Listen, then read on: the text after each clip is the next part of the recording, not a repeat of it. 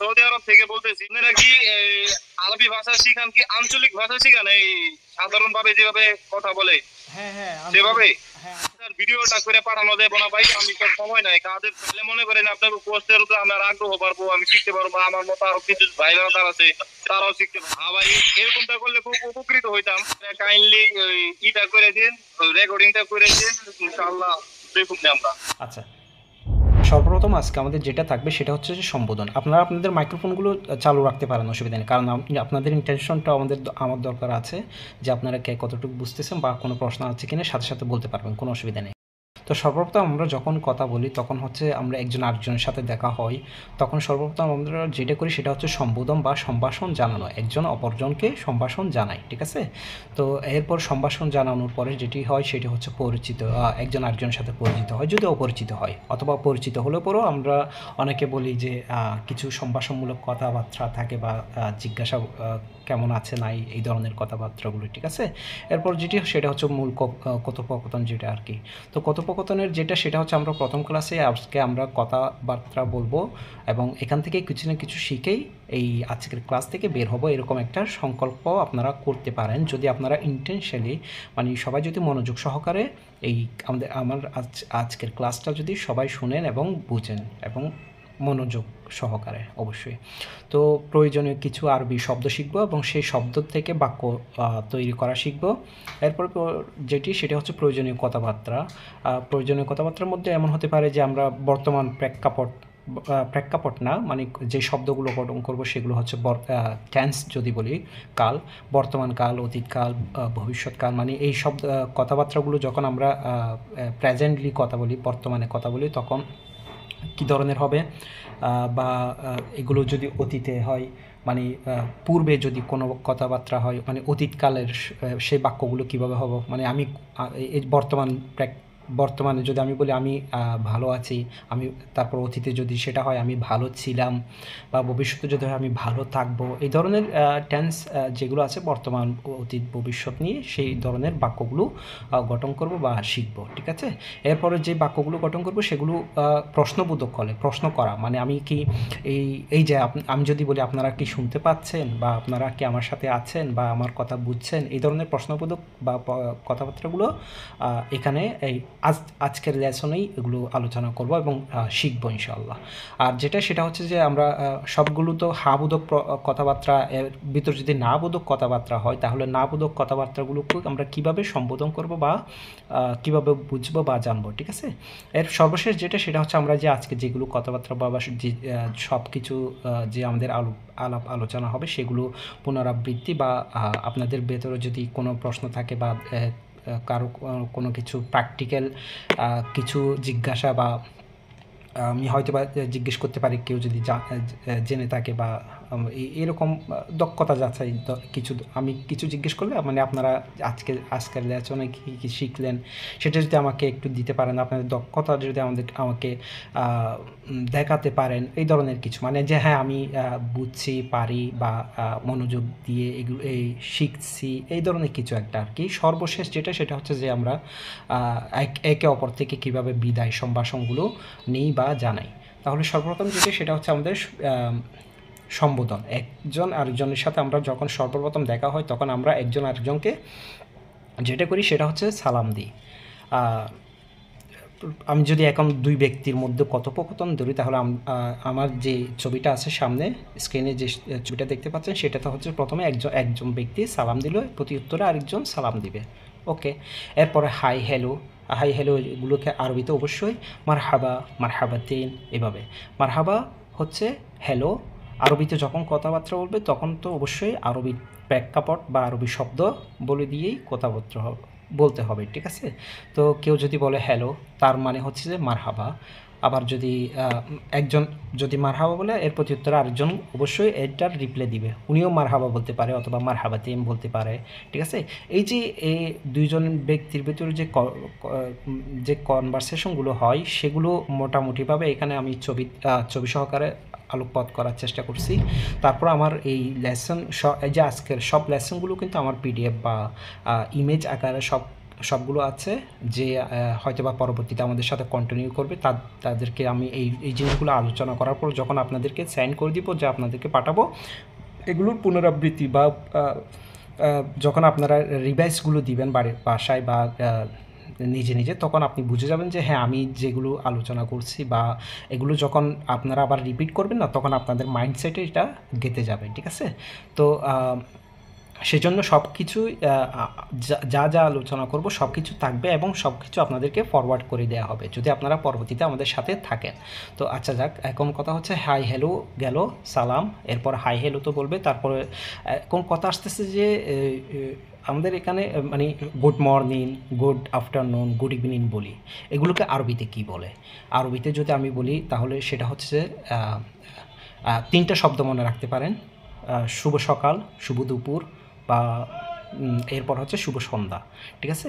তো এগুলোকে সকালকে বলা হয় সবাহ, আর বিকালবেলা যেটা সেটা হচ্ছে মাসা। তো আরবিতে বেশি শব্দ বলে না ওরা, হয়তো বা সর্বোচ্চ যেটা বেশি ব্যবহার সেটা হচ্ছে মানে 3টা শব্দ নিয়ে, সবাহাল খায়ের, সবাহাল খায়ের, মাসাল খায়ের আর তাসবাহাল খায়ের, মানে শুভ সকাল, তারপর শুভ সন্ধ্যা, শুভরাত্রি। এগুলোর প্রতি উত্তরে যেটা হয় সেটা হচ্ছে যে যদি কেউ যদি সাবাহাল খায়ের বলে মানে শুভ সকাল বলে, এর প্রতি উত্তরে কিন্তু আমরা বাংলাতে বা ইংরেজিতে যেমন বলি গুড মর্নিং, আরবিতে কিন্তু গুড মর্নিংকে গুড মর্নিং এর মতো সেম রিপ্লাই দেয় না ওরা, হচ্ছে যে আপনি যেভাবে গুড মর্নিংটা বলবেন সেটার প্রতি উত্তরে কিন্তু ওরা সুন্দর একটা উত্তর দেয়, সেটা হচ্ছে যে সাবাহাল খের সাবাহান নূর, মানে সাবাহার যে একটা আলো সেটা আপনার উপরেও থাকুক বা আপনার উপরে বর্ষিত হোক, এই ধরনের কিছু একটা মিন করে আর কি। নূর বলতে আলো। তো সকালের আলো বা সকালের প্রতি উজ্জ্বলতা, যেভাবে আপনি ওনাকে সম্বোধনটা জানিয়েছেন তার প্রতি উত্তরে যে একইও হতে হবে ওরকম না, ওটা হচ্ছে সাবাহাল খায়ের বদলেও বলতে হবে যে সাবাহান নূর। আর যদি কেউ মাসাল খায়েরকে বলে তাহলে একই কথা মাসাল নূর। তারপর যদি কেউ তেসবাহাল খায়ের বলে তেসবাহান নূর। তো এভাবেই তো এই তিনটা বাক্যকে কীভাবে কথোপকথনের সময় যদি প্রথম ব্যক্তি কী বলে, দ্বিতীয় ব্যক্তি কী বলে, আপনারা এই ছবিটা যদি দেখেন তাহলে সেখানে অবশ্যই আপনারা বুঝে যাবেন। এটা গেল সম্বোধন। তারপর পরিচিত হওয়ার মধ্যে যদি আমি যাই তাহলে সেক্ষেত্রে হাই হ্যালো কেমন আছেন বা এই ধরনের, তো কেমন আছেন বা এই শব্দগুলো তো আমরা এখনও জানি না বলতে আমরা হয়তো এখনও নতুন। তো এই যে শব্দগুলো গঠন হয় বা বাক্যগুলো গঠন হয়, তাহলে এই বাক্যগুলো গঠন হওয়ার আগে যে নিয়মগুলো থাকে তাহলে সেই নিয়মগুলো আমরা আগে ফোকাস করি। এই যে যেমন আমি যদি বলি আমি সাবজেক্ট, আমি সর্বপ্রথম যে আলোচনা সেটা হচ্ছে যে কথোপকথনের আগে যেটা করতে হবে সেটা হচ্ছে যে আমাদের সাবজেক্ট নিয়ে আলোচনা করতে হবে।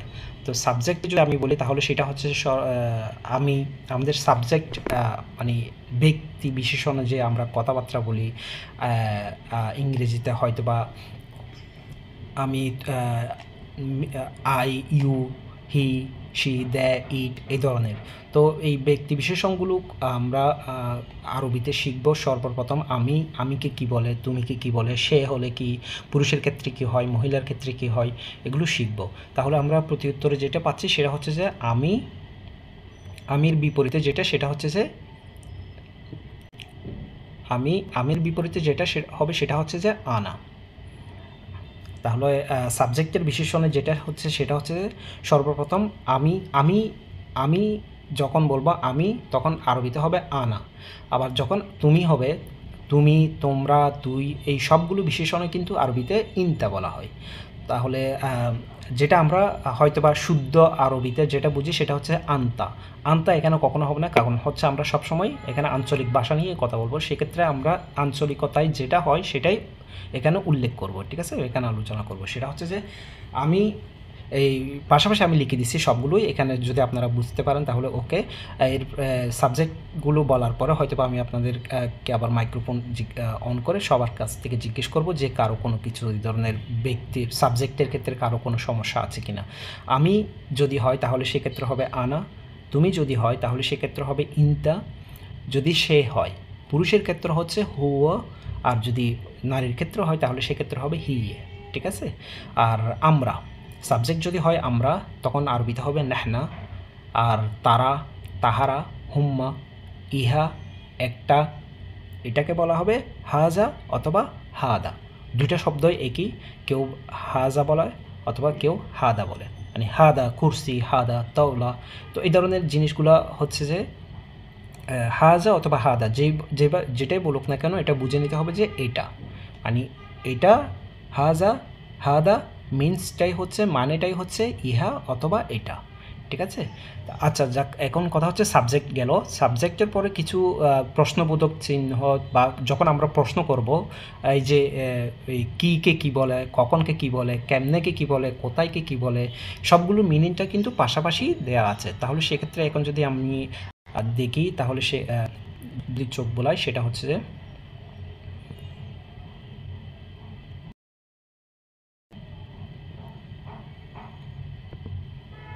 আমি একটু পাশাপাশি নিয়ে আসতেছি যাতে সবগুলো বাক্য যাতে বোঝা যায়। হ্যাঁ, এখন এক স্ক্রিনের মধ্যে চলে আসছে সব। তো এখন জিজ্ঞাসা সূচক শব্দগুলো যে হচ্ছে কি, কখন, কেমনে, কোথায়, কে, কে বা কার সাথে বা কে, কোনটা কোনটা বা কোনটি, সেগুলো হচ্ছে যে জিজ্ঞাসা সূচক কথাবার্তা। যেমন তুমি কি করো, তুমি কখন আসবে, তুমি কেমনে করো, বা তুমি কোথায় যাচ্ছ, বা কে করে বা কে আসছে, এই ধরনের কথাবার্তাগুলো প্রশ্নসূচক শব্দ, বা যেগুলো দিয়ে আমরা প্রশ্ন করি। তাহলে এগুলোর মিনিংটা, এগুলোকে আরবিতে যেটা বলা হয় সেটাকে হচ্ছে যে কিকে বলা হয় এইশ অথবা এশফি। এশফি মানে আমি যদি বলি তোমার নাম কি, এইশ ইসমাক ইনতা। তোমার এখানে হবে যে তোমার শব্দের অর্থ হচ্ছে যে ইনতা, একটু আগে যেটা আমরা শিখছি সেটা হচ্ছে যে ইনতা। তাহলে তোমার গেল, এরপর হচ্ছে যে তোমার নামের মানে হচ্ছে যে ইসিম। ইসিম ইসমাক, ইসমাক হচ্ছে ইসিম থেকে আসছে সেটা হচ্ছে ইসিম, মানে হচ্ছে নাম। ইসমাক অর্থ তোমার নাম। এইশ ইসমাক, এইশ ইসমাক তোমার নাম কি, অথবা এইশ ইসিম ইনতা, ঠিক আছে। অথবা অনেকে একসাথে এইভাবে বলে এইশ এইশ ইসমাক ইনতা, ঠিক আছে। অথবা অনেক সময় বলবে যে এইশ ফি। এটা হচ্ছে কথার কথা, যখন মানে আমরা বিকল্প শব্দগুলো অবশ্যই জানা থাকা দরকার, যে আমরা কখন কোন শব্দটা আসবে, কখন কোন শব্দটা শুনতে পাই, টাস করে বুঝে নিতে হবে যে আমাদেরকে কি জিজ্ঞেস করা হয়েছে, ঠিক আছে। এইশ ফি অথবা এইশ, এই দুইটা শব্দের মিনিংটাই হচ্ছে কি। এর পাশাপাশি যে আরেকটা আছে সেটা হচ্ছে পাশে আমি লিখছি শু। অনেক ক্ষেত্রে দেখবেন শু স্মাক, শু স্মাক বলতেও তাও একই বোঝায়, মানে তোমার নামটা কি, শু স্মাক। শু স্মাক যখন বলা হয় তখনও বুঝতে হবে যে আমাকে আমার নাম কি বা তোমার নাম কি, এই ধরনের কিছু একটা জিজ্ঞেস করছে, ঠিক আছে। তো এগুলো যখন আমরা চর্চা করতে করতে যখন আমরা সামনের দিকে আঁকবো, তখন আমরা এইশ কোথায় হবে, এইশ ফি কোথায় হবে, শু মানে কি। শু বিশেষত এটা হচ্ছে যে লেবানিস বা সিরিয়ান যারা আছে ওরা বেশি ব্যবহার করে। তারপরে এটা আমাদের জানা থাকা দরকার যে আবার অনেক সৌদিয়ানরাও ব্যবহার করে, সেজন্য এটা পাশের সংযুক্তি হিসেবে রাখা। তো আমাদের জানা থাকলে অসুবিধা নেই, সেটা হচ্ছে আমাদের জানা থাকতে হবে। আমরা হয়তো ব্যবহার করব না, ব্যবহার যেটা করবো সেটা হচ্ছে সবসময় এইশ অথবা এইশ ফি, ঠিক আছে। কখনের শব্দ হচ্ছে অর্থ হচ্ছে যে মিতা। এরপর হচ্ছে যে কেমনে, কেফ, কেফ হালেক, তুমি কেমন আছো, বা কেমন বা কেমনে, ঠিক আছে। এটা হয়তো বা এখানে টাইপিং মিস্টেক হয়েছে, সেটা হচ্ছে কেমন। কেমন শব্দের অর্থ হচ্ছে যে কেফ, কেফ হালেক, তুমি কেমন আছো। কেফ হালেক ইনতা, তুমি কেমন আছো। কেফ হালেক ইনতা, তুমি কেমন আছো। এই ধরনের, এটা হচ্ছে প্রশ্নবোধক। তারপর কোথায়, কোথায় সেটার দুটা আরবি শব্দ আছে, সেটা হচ্ছে যে ওয়েন অথবা ফেন। ওয়েন অথবা ফেন, যখন যেটাই বলুক না কেন আমাদেরকে বুঝে নিতে হবে যে এটার মানেই হচ্ছে কোথায় জিজ্ঞেস করছে, তুমি কোথায় যাচ্ছ, ঠিক আছে। ইনতা ফেন রায়, মানে তুমি ইনতা কোথায়, ফেন অথবা ওয়েন, ইনতা ফেন অথবা ইনতা ওয়েন, যেটাই বলুক না কেন বুঝে নিতে হবে যে এটা কোথায়। ইনতা ফেন রায়, ইনতা ফেন অথবা তুমি কোথায়, ইনতা ফেন, ইনতা ওয়েন, ঠিক আছে। এভাবে যদি আমরা বারবার চর্চা করি তখন আমাদের এটা মাথায় ঢুকে যাবে। এরপর যেটা সেটা হচ্ছে যে কে, কে আরবি হচ্ছে মিন। মিন কে, মিন মিন ইনতা, তুমি কে, মিন ইনতা। এই ক্ষেত্রে মিন শব্দের অর্থ হচ্ছে যে তুমি কে, ঠিক আছে। কে বা কার সাথে, আমরা অনেক সময় আরবিতে পড়ি হয়, ইংরেজিতে হয় উইথ হোম, তুমি কার সাথে এসেছো। ইনতা মা মিন জিত, মানে হচ্ছে তুমি কার সাথে এসেছো, মা মিন। অথবা শুধু যদি বলি কে, এটা তো মিন, কে বা কে কার, সেটা মানে হচ্ছে মিন। এর সাথে যদি যখন কখনো প্রশ্নবোধকের সাথে অবশ্যই আসে, এটাও আসে যে কার সাথে এসেছো, কার সাথে যাচ্ছ, তুমি কার সাথে যাবে, এই ধরনের অনেক সময় হয়। সেই জন্যই যদি বলা হয় কার সাথে, তখন বলা হবে মা আমিন, মা আমিন, মিম আইন। এখানে আইন শব্দটা পাশে উল্লেখ করে দেওয়া হয়েছে। সেটাকে যদি আমি একটু জুম করে বলি, এই যে মা এর পরে যদি একটা কোলন থাকে, এখানে সবসময় বুঝে নিতে হবে যে এখানে এই শব্দটার পরে একটা আইন উচ্চারণ হবে। তাহলে সেক্ষেত্রে আমরা মা মিন মা মিন এভাবে স্বাভাবিকভাবে বলবো না। বলার সময় মার সাথে যাতে আইনটাও উচ্চারণ হয়, সেক্ষেত্রে সেদিকে আমাদেরকে খেয়াল রাখতেই হবে। মা আমিন জি তিনতে। যদি বলা হয় তুমি কার সাথে এসেছো, মা আমিন জি তিনটা, ঠিক আছে। আবার যদি বলা হয় তুমি কোথায়, মানে কার সাথে বা এই ধরনের যদি কোনো প্রশ্নবোধক আসে, তাহলে অবশ্যই এক্ষেত্রে সেটা মনে রাখতে হবে। অথবা যদি বলে যে মামিন তোর, মানে তুমি কার সাথে যাচ্ছ, মামিন রায়, ঠিক আছে। এই ধরনের কথাগুলো এই মা, এই ক্ষেত্রে মা যেটা, সেটা হচ্ছে যে পাশে আইন থাকবে এবং এটা বুঝে নিতে হবে যে এটা মামিন, ঠিক আছে। কারণ হচ্ছে যে এখানে আচ্ছা যাক, এটা কথার প্রসঙ্গ আসবে সামনে, তখন আমরা কথা বলবো। আরেকটা হচ্ছে শেষটা যেটা, সেটা হচ্ছে কোনটা। এখন যদি আমি বলি কেউ কোনো একটা জিনিস নিতে চাচ্ছে, কোনটা নিবে বা কোনটি সে চুজ করবে, সেক্ষেত্রে যদি আমি বলি কোনটা, মানে সে অনেকগুলো হয়তো বা এক কথা প্রসঙ্গ জিজ্ঞেস করতেছে, মানে আমি এটা চয়েস করছি, তাহলে কোনটা চয়েস করছেন? ওখানে সাদা ছিল, নীল ছিল, লাল ছিল, আইয়েত অথবা আইয়ে, মানে এই ক্ষেত্রে সেটা হচ্ছে শুধু, এটা যেমন একটা শব্দ তেমনি একটা এক বাক্যই একটি জিজ্ঞাসা। সেটা হচ্ছে যে যদি আইয়াত, মানে আপনি কোনটা নেবেন, আইয়াত বলতে এটা হয়তো বহুবচনের ক্ষেত্রে আমরা ইউজ করতে পারি। আর যদি বলি এটা এক বচন, বহুবচন, যেটাই হোক না কেন, তখন আইয়া বা আইয়াত যখন বলবে, তখন আমাদের ঠাস করে বুঝে নিতে হবে যে এটা কোনটা বা কোনটি, এই শব্দের মিনিংটা। তাহলে আমরা যেটা শিখলাম সেটা হচ্ছে সাবজেক্ট শিখলাম। এখন জিজ্ঞাসামূলক যে শব্দগুলো আছে বা প্রশ্নগুলো হবে, যে সব শব্দগুলো দিয়ে প্রশ্নবোধক কথাবার্তা হবে, সেই দুইটা জিনিস শিখলাম। তাহলে এর পরিপ্রেক্ষিতে যদি এখন যদি কারো কোনো কিছু জিজ্ঞাসা করার থাকে, তাহলে অবশ্যই আমাকে জানাবেন। আর যেটা হচ্ছে কার সাথে যখন আমি বলছি হ্যাঁ, সেটা এখানে সংযুক্তি আছে, সেটা হচ্ছে যে হাগ্গামিন, মানে এটা কার বা এই ধরনের যদি কোনো কিছু জিজ্ঞেস করা হয়, আমরা তো শিখছি কে, মানে মিন। যদি বলি এটা কার, তখন এটা হবে হাগ্গা মিন, মানে এটা কার। আচ্ছা যাক, এখন কথা হচ্ছে যে আমরা যে দুইটা বিশেষণ শিখলাম, দুইটা যে বিষয় শিখলাম, সেই বিষয়গুলোর উপর ভিত্তি করে এখন কিন্তু আমরা আমাদের আলোচনাগুলো শুরু করব। তো এই প্রেক্ষিতে যদি কারো কোনো কিছু জিজ্ঞাসা করার থাকে, তাহলে সেক্ষেত্রে একটু আমাকে একটু শেয়ার করবেন। আমি আবার যদি স্ক্রিনে ফিরে আসি, শেয়ারিং দিলাম, সবাই যদি একটু, হ্যাঁ, মিস্টার এমডি যে আছে, সেই আপনার মাইক্রোফোন অন করে আপনি জিজ্ঞাসা করতে পারেন।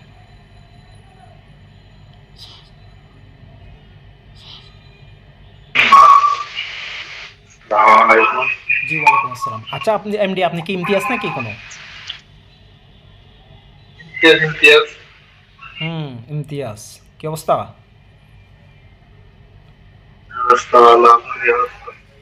এই তো ভালোই।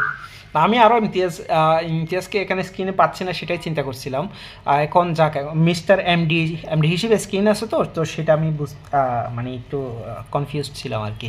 আচ্ছা যাক, তো ইমতিয়াজ কি অবস্থা এখন? কি যেগুলো বললাম বা এর পরিপ্রেক্ষিতে এখন কি তোমার কোনো কিছু জিজ্ঞাসা করার আছে? বা এখানে নূর ভাইও আছেন, আপনারা হয়তো বা দুইজনেই প্রবাসী, তো সেই দিক থেকে যদি মানে আপনারা যে আমি যে কথাবার্তাগুলো বললাম, সেগুলোর সাথে আপনাদের মিল বা প্রেক্ষাপট, এখানে কি কোনো শুদ্ধতা চলে আসতেছে কিনা? মানে এখন কথা হচ্ছে যে অনেকে তো বলে যে এটা কি আঞ্চলিক ভাষা কিনা, আমরা এখানে আঞ্চলিক নিয়েই কথা বলবো, ঠিক আছে।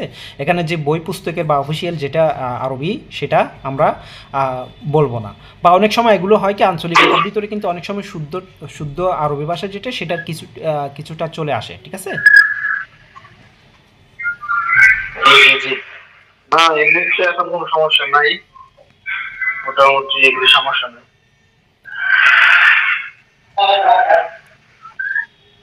আচ্ছা, নূর সাহেব এবং সুমাইয়া, আপনাদের যদি কোনো কিছু জিজ্ঞেস করার থাকে তাহলে করতে পারেন, আর যদি কোনো প্রশ্ন না থাকে তাহলে আমরা এর পরের বিষয়টাতে চলে যাব, ঠিক আছে?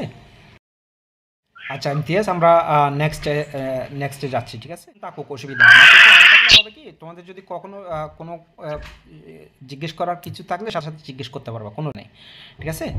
তবে এর পরের বিষয় যেটা, সেটা হচ্ছে যে প্রয়োজনীয় কিছু শব্দ, যে শব্দগুলো শিখবো আমরা সেই শব্দগুলো দিয়ে আবার বাক্য গঠন করব। মানে আজকে এখান থেকে কিছু না কিছু শিখে যাব, যে বললাম প্রথম দিকে, সেটা আমরা ইনশাল্লাহ করব, ঠিক আছে? তো এখন আমরা সহজ কিছু দৈনন্দিন ব্যবহৃত কিছু শব্দ নিছি, যেগুলো দিয়ে আমরা বাক্য গঠন করব। আর উম, ওগুলোতে না বোধক শব্দ কিভাবে হয় বা বাক্য কিভাবে হয়, প্রশ্নবোধক বাক্য কিভাবে হয়, সেগুলো এই শব্দগুলো দিয়ে সহযোগে শিখবো ইনশাল্লাহ, ঠিক আছে? তো এখন যদি আমি বলি যে প্রয়োজনীয় কিছু শব্দ যেগুলো ভার্ব বা ক্রিয়া শব্দ নামে আমরা চিনি, সেগুলো হচ্ছে যে আমরা সর্বপ্রথম যেটা সবচেয়ে বেশি ব্যবহার হয় সেটা হচ্ছে যে করা, কর বা করা। এটার আরবি শব্দটা কি, ঠিক আছে? এটার আরবি শব্দ যেটা সেটা হচ্ছে যে করার আরবি শব্দ যেটা সেটা হচ্ছে সৌই। এগুলো শুদ্ধ উচ্চারণ জানতে হবে। আমি মোটামুটিভাবে বাংলা যেটা লিখছি সেটা হচ্ছে শুদ্ধ, যে মানে উচ্চারণ করতে যেটা সহজ হয় সেটাই আমি বাংলাতে এখানে উচ্চারণ হিসেবে লিখছি, ঠিক আছে? তো কর শব্দের অর্থ বা কর বা করা সৌই। যদি বলা হয় বলো, গুল। যদি বলা হয় যাও অথবা যাওয়া, যাওয়া শব্দের অর্থ হচ্ছে যে রোহ, রোহ। আবার যদি খাওয়া, খাওয়ার ক্ষেত্রে অনেকে আক্কেল বলে। আপনারা যারা সৌদিয়াতে আছেন তারা অবশ্যই জানবেন যে এটার শুদ্ধ শব্দ যেটা সেটা বেশি ব্যবহার হয় সেটা হচ্ছে যে আক্কেল। আক্কেল না, সেটা হচ্ছে যে আনা আকেল, আনা আকুল, আনা আকেল। আক্কেল, আকেল মানে হচ্ছে খাবার, ঠিক আছে? আর যেটা হচ্ছে এরপর শব্দ যেটা সেটা হচ্ছে যে শেখা, মানে কিছু শেখা বা শিখি। তাআল্লাম, এটার আরবি যেটা সেটা হচ্ছে তাআল্লাম। রান্না করা, তাবাখ। তারপরে খেলা করা, তারপর সেটা হচ্ছে যে লাব। এগুলো এই শব্দগুলো মোটামুটিভাবে আমি আপনাদেরকে এই 7টা শব্দ দিছি আজকে প্রথম ক্লাস হিসেবে, বেশি শব্দ নিই নাই। আপনারা যারা আমার সাথে কন্টিনিউ থাকবেন এদেরকে যে শব্দগুলো চর্চা, শব্দগুলো যদি আগে থেকে মুখস্থ থাকে তাহলে সেক্ষেত্রে আমাদের বাক্য গঠন করতে খুব সহজ হবে। তো পরবর্তী শব্দগুলো ইনশাল্লাহ আমরা পরবর্তী লেসনের আগেই যারা আমাদের সাথে থাকবেন তাদেরকে প্রোভাইড করে দিব, যাতে আপনারা এগুলো এই লেসনগুলো নিয়ে কাজ করতে পারেন, বা আগে থেকেই শব্দগুলো আপনাদের জানা থাকলে পরে আমাদের বাক্য গঠন করতে সহজ হবে, যেটাই বললাম, ঠিক আছে? তো এই 7টা শব্দের সাথে কোনো সংযুক্তি নাই। এই 7টা শব্দ যদি আমরা জেনে থাকি, অথবা যদি আবার যদি একটু রিপিট করি তাহলে, কারণ হচ্ছে এই শব্দগুলো, এই শব্দযোগেই আমরা বাক্যগুলো গঠন করব। তো সেক্ষেত্রে আমরা এই শব্দগুলো একটু মুখস্থ করার চেষ্টা করি। সেটা হচ্ছে যে করা বা করা বা করি, সেটার আরবি হচ্ছে সৌই। কর, সৌই। বলা, গুল, ঠিক আছে? আর যাওয়া, রহ। খাওয়া, আকেল। শেখা, তাআল্লাম। রান্না করা, তাবাখ। এখানে পাশে খ লিখে রাখছি, ঠিক আছে? ত, তারপর প্রথম শব্দ যেটা তাবাখ, এটা শব্দটা উচ্চারণ করতে সুন্দরভাবে একটু বুঝে শুনে করতে হবে, কারণ হচ্ছে যে আমি তয় ব লিখছি, ঠিক আছে? তয় ব শব্দটা, এইটার অর্থ হচ্ছে যে এটা ত দিয়ে শুরু হয়। ত আরবিতে তা আর ত উচ্চারণ অবশ্যই বেশ কম আছে, ভিন্ন আছে। তো সেক্ষেত্রে আমাদেরকে উচ্চারণ করার ক্ষেত্রেও সেই কখন তা পড়তেছি বেদ, বেদ মানে বাড়ি, ঠিক আছে? ঘর যখন বলবো তখন বেদ, তখন বেদ, ত বলবো না। আর এখানে তবখ, তবখ, তবখ, তবখ যখন বলবো তখন মানে রান্না করা, হ্যাঁ ওইভাবেই বলতে হবে, যে শুদ্ধ উচ্চারণভাবে। তো এখানে পাশে খ লিখে রাখছি, সেটা হচ্ছে যে তবখ। শুধু হা উচ্চারণ করা যাবে না, খ উচ্চারণ করতে হবে।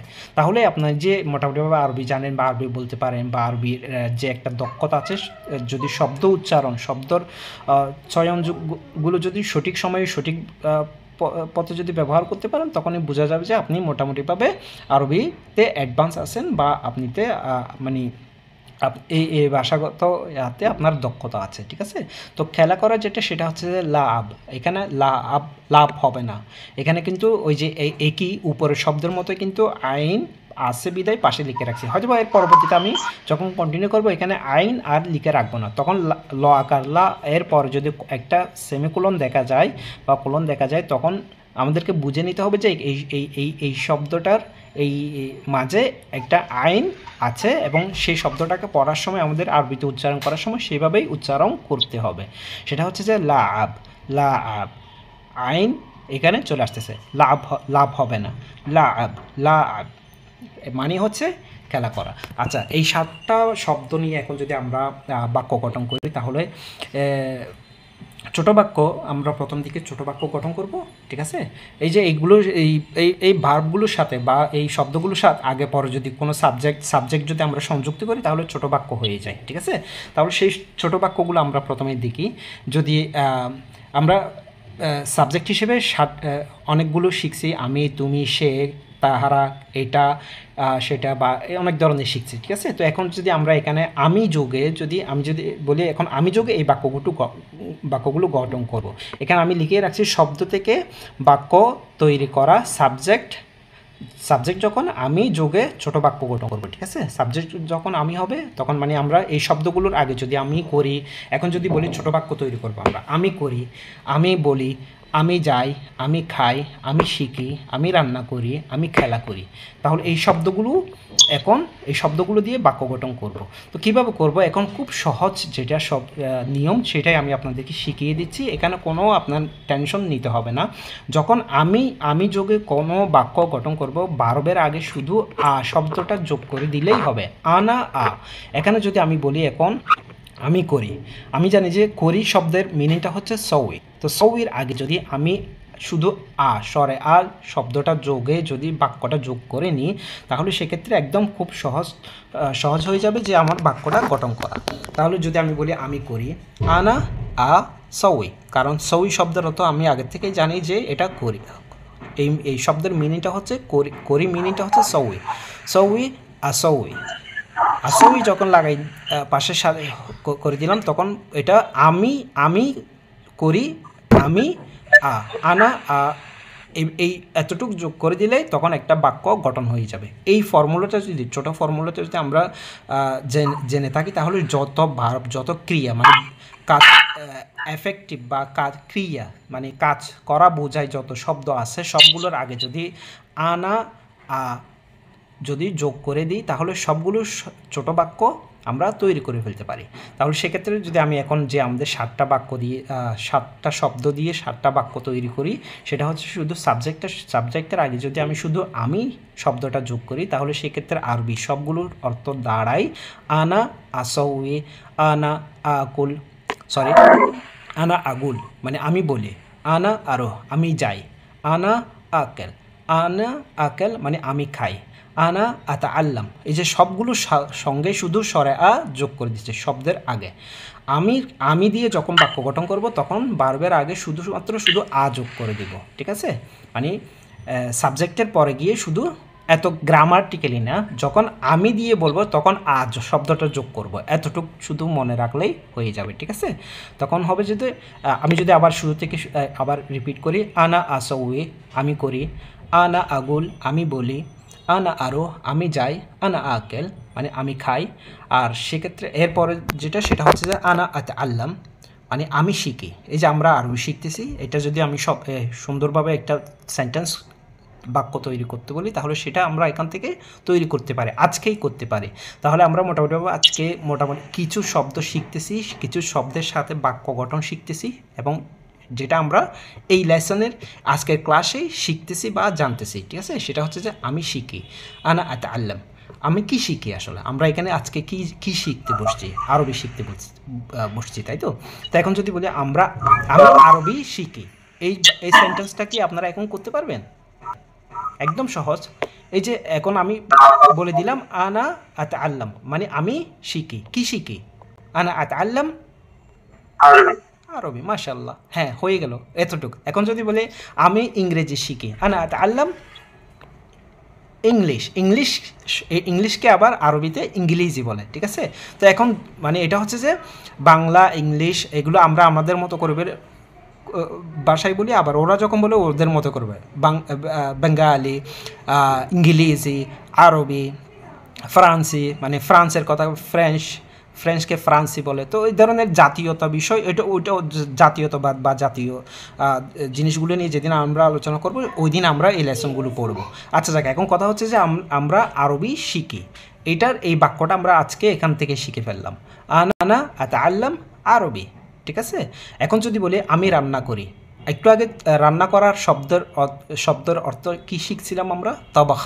তো এখন যদি তবাখের আগে যদি না, মানে আমি করি বিদায় যদি এখন স্বরে লাগাই দিই, মানে শব্দের আগে যদি যোগে আগে যদি আমরা এটাই যোগ করি শুধু তাহলে সেক্ষেত্রে আমরা কি শিখতে পারি?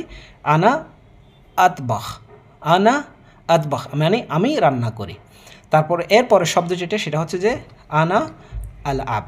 আনা আল আব, যেটা হচ্ছে যে আমি খেলা করি বা আমি খেলি এরকম।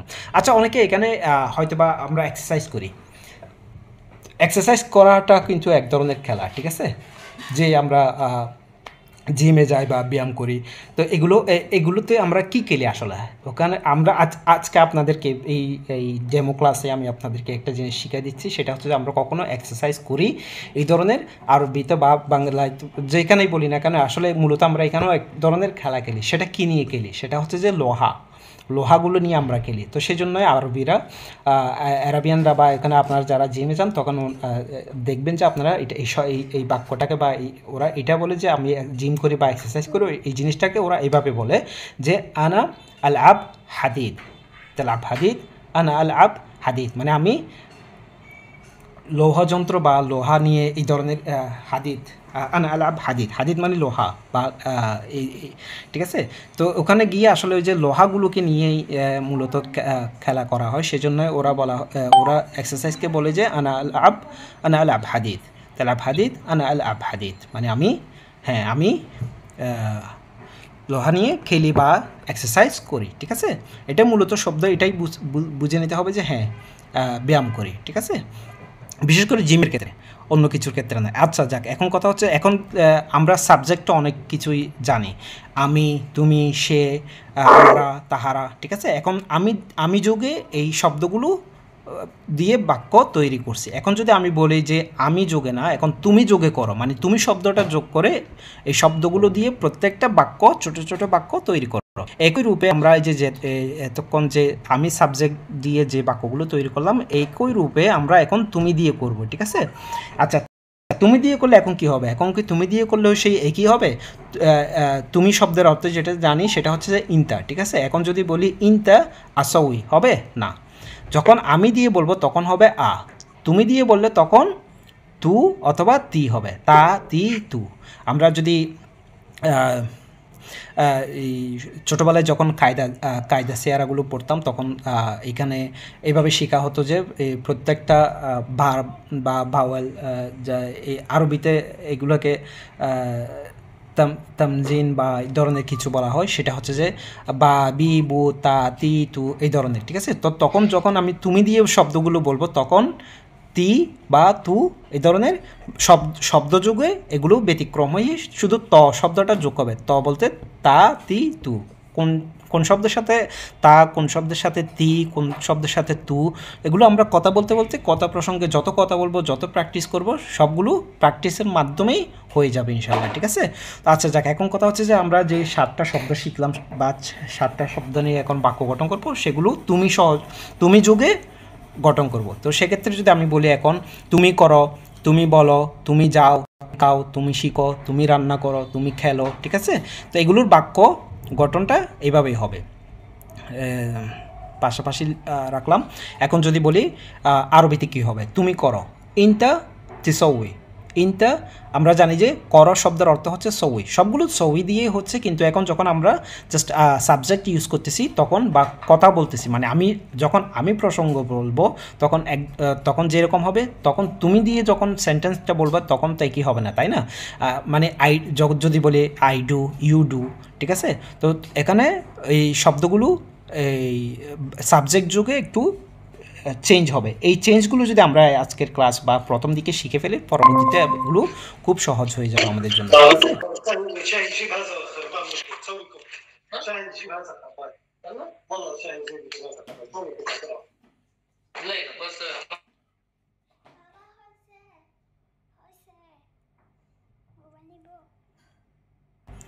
আচ্ছা, সরি, একটু মেবি ইমতিয়াজের ওখানে গেস্ট আসছিল বা রুমমেট হবে। আচ্ছা, এখন যেটা হচ্ছে সেটা হচ্ছে তুমি যুগে যদি শব্দগুলো গঠন করি তাহলে আমরা সেক্ষেত্রে পাচ্ছি হচ্ছে যে তুমি করো, মানে ইনতা তিসাউই। এই যে একটু আগে বললাম, শুধু বার্বের আগে বা এই মূল শব্দ যেটা সেটার আগে শুধু তি যোগ করে দিলে হবে, তা অথবা তি, ঠিক আছে। এখন আমরা গঠন করতেছি, সেটা হচ্ছে তুমি করো ইনতা তিসউই, তুমি বলো ইনতা তিগুল, তুমি যাও ইনতা তুরোহ, ঠিক আছে। অথবা ইনতা তিরোহ অথবা ইনতা তুরোহ, এখানে দুটাই হবে, অসুবিধা নেই। আর যেটা হচ্ছে এরপরে তুমি খাও ইনতা তাকুল, কুল শব্দের অর্থ হচ্ছে খাওয়া, এখানে আকেল শব্দের অর্থ ছিল হচ্ছে খাওয়া। তো এখানে স্বরে আ যখন মানে তা শব্দ যখন বসবে তার সাথে তো আ হবে না, ঠিক আছে। তো এখানে দুটো শব্দের সংযুক্তি হিসেবে ইনতে তাকুল মানে তুমি খাও, তুমি শিখো ইনতা তেতা আল্লাম, ইনতা তেতা আল্লাম, ওখানে আমরা শিখছিলাম আতা আল্লাম, এখানেও হয়ে গেছে এটা তেতা আল্লাম, কারণ ইনতা ইউতে ইনতা, তুমিতে ইনতা যখন চলে আসবে ইনতাতে তি চলে আসবে, ইনতা তেতা আল্লাম, আনা আতা আল্লাম, আনা আতা আল্লাম, তুমি তুমি তুমি দিয়ে যখন বলবো ইনতা তেতা আল্লাম, আনা আ ইনতা তি, আ তি, ঠিক আছে। আচ্ছা, এখানে কথা হচ্ছে যে তুমি শিখো ইনতা তেতা আল্লাম, মানে তি দিয়ে শব্দটা বলতে হবে, ঠিক আছে। তো তখন একদম স্পষ্টভাবে বোঝা যাবে যে তুমি শিখো। আমরা এইভাবে বলতে পারি, হয়তো অনেকে না জানলে ইনতা আল্লাম মানে ওইভাবে বলে দেয়, তখন অ্যারাবিয়ানরা বুঝে নেয়, হ্যাঁ কোনো অসুবিধা নেই, ওরা বুঝে নিচ্ছে, কিন্তু এটা শুদ্ধ না। এখানে আমরা বসছি মোটামুটিভাবে কোনো কিছু ব্যাকরণগতভাবে হোক বা শাব্দিক অর্থে হোক বা যেটাকে যেভাবে বলতে হয় মোটামুটিভাবে সেটা শেখার জন্যই বসছি বা আসছি, ঠিক আছে, তাই না। এখন যদি বলি তুমি রান্না করো ইনতা তদবখ, এখানে প্রথমে আমরা শিখছিলাম সেটা হচ্ছে তবখ, তবখ এর সাথে যদি সাবজেক্ট তুমি হয় তাহলে ইনতা তি, ওই যে বললাম তুমির সাথে তা, তুমিতে ত যেটা আছে ত, ওইটা মনে রাখার জন্য যথেষ্ট। আনাতে আ, তুমিতে তু অথবা তি, ঠিক আছে। ইনতা তুদবখ অথবা ইনতা তিদবখ, ঠিক আছে। আর তুমি কেলো ইনতা তেল আব, এখানে ছিল আল আব, আর তুমি দিয়ে যখন বাক্য বলবে তখন হবে যে ইনতাতেল আব। আচ্ছা, এখন যদি আমরা দুটো একসাথে বলি, আমি যদি এখন যদি কারোর সাথে কনভারসেশন করতে পারতাম তাহলে সেটাই সবচেয়ে ভালো হতো, তখন আমি আমার ক্ষেত্রে বলতে পারতাম, তুমি তোমার ক্ষেত্রে বলতে পারতাম, আর এইরকম। এখন যদি বলি আমি করি আনা আসউই, তুমি করো ইনতাতি সউই, আমি বলি আনা আগুল, তুমি বলো ইনতাতি গুল, ঠিক আছে। এখন দুই সাবজেক্ট নিয়ে আমরা কথা বলতেছি, ঠিক আছে। আমি আমার বেলায়, তুমি আমিকে নিয়েও বলতেছি, তুমিকে নিয়েও বলতেছি, ঠিক আছে। তো সেক্ষেত্রে এরপরের যেটা সেটা হচ্ছে যে আনা আরো, আমি যাই ইনতা তুরো, তুমি যাও, আনা আকুল মানে আমি খাই, ইনতা তাকুল তুমি খাও, আনা আতাআল্লাম আমি শিখি, ইনতা তাতাআল্লাম তুমি শিখো, আমি রান্না করি, আনা আদবখ আমি রান্না করি, তুমি রান্না করো, ইনতা তদবখ, ঠিক আছে। আর যদি আমি বলি আমি খেলি, আনা আল আব, তুমি ইনতা তেলাব, ঠিক আছে। তাহলে শেষ। এখন কথা হচ্ছে আমরা যে আমি যোগে তুমি যোগে, আজকে আমরা সাবজেক্টের মধ্যে এগুলো এই শব্দ যোগে কিন্তু আমরা আরও সামনে বাক্য গঠন করতে পারি। সেটা হচ্ছে যে এখন শুধু আমরা আমি এবং তুমি নিয়ে বলছি, ঠিক আছে। এখন যদি বলি তুমি খেলো, তুমি করো, সরি সে করে, সে যায়, সে খায়, তাহলে সেক্ষেত্রে এই শব্দযোগে কী শব্দ গঠন হবে বা বাক্য গঠন করা হবে সেগুলো আমরা পরবর্তী লেসনগুলো তো শিখবো। কিন্তু আমরা আজকে শুধু আমি এবং তুমি ডেমো ক্লাস হিসেবে যখন আমরা আজকে জাস্ট আমরা দুইজনের ভিতরে কনভারসেশন বা দুইজনের মধ্যেই, এখানে শিক্ষার্থী বনাম আমি, এই যে আমরা জাস্ট দুইজনের মধ্যে যে কনভারসেশনগুলো হচ্ছে বা কনভারসেশনগুলো হবে সেগুলো কী ধরনের হবে, সেগুলোর নমুনা কীভাবে হয় সেটাই আজকে আমরা এখান থেকে শিখলাম। আচ্ছা, এখন যদি আমি বলি সাবজেক্ট যোগে যে আমরা বাক্য বা শব্দ থেকে বাক্য গঠন করলাম, এখানে যদি কারো কোনো কিছু বোঝার থাকে বা কেউ কোনো কিছু যদি না বুঝে থাকে তাহলে অবশ্যই যারা আছো তারা জিজ্ঞেস করতে পারো। এখন যদি আমরা স্ক্রিনটা একটু অফ করি, সবার মতামতগুলো দেখি তারপর, ঠিক আছে। হ্যাঁ ইমতিয়াজ বলো। এমনিতে কোনো সমস্যা নাই, বুঝছি। আচ্ছা, এখানে যে নূর আছেন, আপনি তো একটু আপনিও মাশাআল্লাহ 2 বছর যাবৎ সৌদিয়াতে ছিলেন বা আছেন। তো সেক্ষেত্রে যদি আমি যেগুলো বলছি সেগুলো কি আপনাদের সৌদিয়ার যে লোকাল ল্যাঙ্গুয়েজ সেগুলোর সাথে সবগুলো মিলতেছে? এখানে কি কোনো ব্যতিক্রম দেখতেছেন বা কোনো কিছুর বেশ কম হচ্ছে কিনা বা বুঝতে সহজ হচ্ছে কিনা সেটা যদি একটু জানাতেন। সেম লোকালি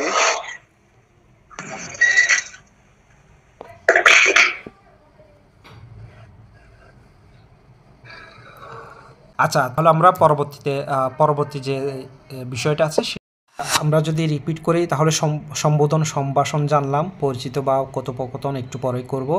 আর যেটা হচ্ছে প্রয়োজনীয় কিছু আরবি শব্দ, ওই যেটা 7টি শব্দ নিয়ে বলছিলাম সেগুলো শিখলাম বা জানলাম, সেই শব্দগুলো দিয়ে আবার বাক্য গঠন তৈরিও করলাম।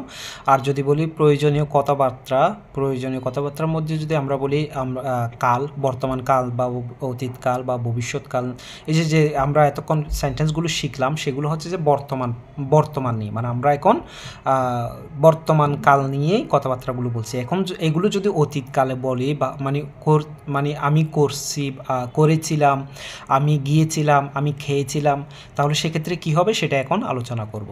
এরপরও হবে যে আমাদের প্রশ্ন করা, মানে এই একই শব্দগুলো বা একই বাক্যগুলো নিয়ে যখন প্রশ্নবোধক কথাবার্তা হবে তাহলে তখন ওই জিজ্ঞাসাগুলো কি হবে। আচ্ছা, এখন যদি আমরা আবার লেসনে ফিরে আসি, সেটা হচ্ছে যে এখন আমরা যে শব্দগুলো বলছি সেগুলো হচ্ছে সবগুলো বর্তমান প্রেক্ষাপট নিয়ে। এখন যদি অতীত নিয়ে বলি তাহলে সেক্ষেত্রে কি হবে। অতীত নিয়ে বললে এতটুকুই হবে যে আনা সৌই, ঠিক আছে, সৌই। এখন যদি অতীত নিয়ে বলা হয় মানে আমি করেছিলাম, তাহলে আনা সৌইতু, ঠিক আছে। শেষে গিয়ে ওই একই বার্ব শব্দের শুধু এইখানে যে শব্দগুলো আছে মেইন শব্দগুলো, ওই শব্দগুলোর বিপরীতে শুধু শেষে গিয়ে তু যোগ করে দিব, মানে আমি করেছিলাম। এখন যদি বলি আমি করি, ঠিক আছে, তার আনা সৌই, আমি করেছিলাম, তাহলে সেক্ষেত্রে হবে আমি করেছিলাম, সেটার প্রত্যুত্তর হবে আনা সৌইতু, আনা সৌইতু, তারপরে শুধু তু শব্দটা যোগ করে দিব, ঠিক আছে। আর যেটা এরপরে আছে পরের শব্দ যেটা হচ্ছে বলা, গুল, আনা গুলতু, ঠিক আছে। তো এখন আমি আপনাদের সামনে দুটাই স্ক্রিনে এই তিনটা বিষয়ই রাখছি, সেটা হচ্ছে যাতে আমরা মানে সব বাক্যগুলো গঠন বলতে বলতে শিখতে পারি বা বুঝতে পারি। আচ্ছা, এখন কথা হচ্ছে যে সৌইতু, গুল, গুলতু, ঠিক আছে। শব্দগুলো নিয়ে বলতেছি, করছি, করেছিলাম, বলছি, বলা, বলেছিলাম, যাওয়া, গিয়েছিলাম, খাওয়া, খেয়েছিলাম, ঠিক আছে। তো এগুলো যদি আমরা বলি সবগুলো শব্দের শেষে গিয়ে শুধু তু শব্দটা যোগ করে দিয়ে, তাহলে এই যে ফার্স্ট টেন্স যেটা অতীতকাল সেটা বুঝাবে, ঠিক আছে। সৌইতু, গুল, গুলতু, রোহ, রহতু, ঠিক আছে। আকেল, আকেলতু, তাল্লাম, তাল্লামতু, ঠিক আছে। তাল্লাম, আনা তাল্লাম মানে আমি শিখেছি, আবার আমি শিখেছিলাম, আনা তাল্লামতু, ঠিক আছে। তারপর তাবাখ মানে রান্না করা, আনা তাবাখতু, আমি রান্না করেছিলাম, আনা তাবাখতু, ঠিক আছে। তারপরে যেটা খেলা করা সেটা হচ্ছে আনা আল আব, আনা আনা আল আব, আনা আল আবতু, ঠিক আছে। আনা লেবতু, আনা লাবতু, আনা লেবতু, আমি খেলা করেছিলাম। আচ্ছা, এখন সেই শব্দগুলো যদি এখন আমি যেভাবে বলছি আমি সহযোগে মানে আমি বাক্যযোগে আমি করেছিলাম, আমি বলেছিলাম, আমি গিয়েছিলাম, খেয়েছিলাম, রান্না করেছিলাম, খেলেছিলাম। এখন যদি সেই একই বাক্যগুলো যদি তুমি শব্দযোগে অতীত নিয়ে বলতে হয় তাহলে সেক্ষেত্রে শব্দগুলো হয়তো বা ইনশাল্লাহ তোমরা এখন পারবা। তারপর আমি একটু রিপিট করে দিচ্ছি, সেটা হচ্ছে যে তুমি করো বা, ঠিক আছে, তুমি করো। এই যে তুমি শব্দযোগ যদি হয় তাহলে সেক্ষেত্রে হচ্ছে যে তুমি করো, তুমি এই যে তুমি করো, তুমি করো যেটা সেটা হবে হচ্ছে তুমি ইনতা সৌই, ইনতা তিসৌই। একইভাবে এখানে তুমির সাথে চলে আসবে, ইনতা সৌই তু, এই যে একইভাবে ইনতা সৌই তু। এখানে হচ্ছে যে আনা আনা আনা সৌই তু, আর এখানে হচ্ছে যে আচ্ছা, এখন কথা হচ্ছে অতীতকালের যে ইংরেজিতে যেটা আমরা জানি সেটা হচ্ছে যে আই ডিড, মানে আমি করেছিলাম। এখানে ডিড শব্দটাই সবসময় স্থির থাকে অতীতকাল নিয়ে যখন কথা বলা হয়। তো এখানে হুবহু সেই জিনিসটা কিন্তু একই থাকবে, সেটা হচ্ছে যে যেমন বলছি আমি করেছিলাম আনা সওয়াইতু, তো তুমির ক্ষেত্রে যখন বলবো ইনতা সওয়াইতু, একই একদম সহজ, শুধু সাবজেক্টটা পরিবর্তন হবে। তো সাবজেক্ট আমির পরিবর্তে এখন তুমি হয়ে গিয়ে তাহলে সবগুলো বাক্য এইভাবেই আমরা গঠন করতে পারি। তাহলে যদি আমরা আবার একটু মুখোমুখি যদি রিপিট করি সেটা হচ্ছে যে আনা সওয়াইতু, ইনতা সওয়াইতু, আনা গুলতু, ইনতি গুলতু, অথবা ইনতা গুলতু, ঠিক আছে। ইনতা রহতু, আনা রহতু, ইনতা রহতু। আবার যদি বলি আনা আকেলতু, ইনতা আকেলতু, আনা তাল্লামতু, ইনতা তাল্লামতু, ঠিক আছে, ইনতা আল্লামতু। তারপর যদি বলি আমি আনা তাবাখতু ইনতা তাবাখতু, আনা লাআবতু আনা লাআবতু ইনতা লাআবতু, ঠিক আছে। আবার যদি এখন মোটামুটিভাবে সব সাবজেক্ট এখন আমি এবং তুমি সহযোগে শব্দগুলো একই রেখে শুধু সাবজেক্টটা পরিবর্তন করে বর্তমান এবং অতীত। বর্তমানের বেলায় তো আমরা ডিটেলস শিখছি, কিন্তু অতীতের বেলায় একদম খুব সহজ, সেটা হচ্ছে যে শুধু শব্দের শেষে সাবজেক্টটা পরিবর্তন হবে এবং শব্দের শেষে তু শব্দটা যোগ হবে, এতটুকু, দ্যাটস ইট।